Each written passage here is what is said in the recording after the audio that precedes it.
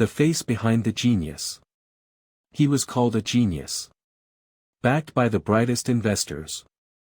Praised in magazines. Admired on stages he hadn't even asked to stand on. His startup promised to change everything. And for a moment, it looked like it would. But behind the numbers. Behind the sleek pitch decks and polished interviews.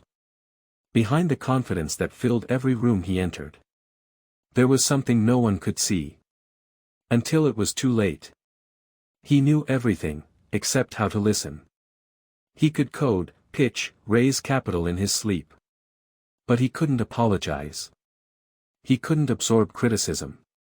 He couldn't admit when he was wrong, even when it stared him in the face. At first, the team admired him.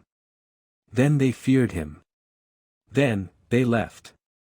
One by one, the people who believed in the vision, walked away.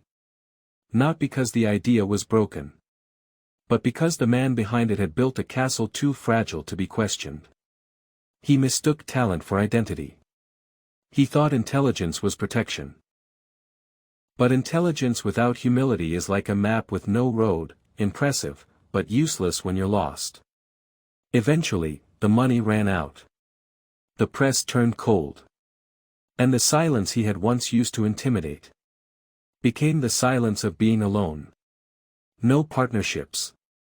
No loyalty. No one willing to take his call when the headlines faded. He didn't fail because he wasn't smart. He failed because he made the fatal mistake of thinking being right was more important than being grounded. You see, character isn't a backup plan. It's the infrastructure of every relationship you'll ever need.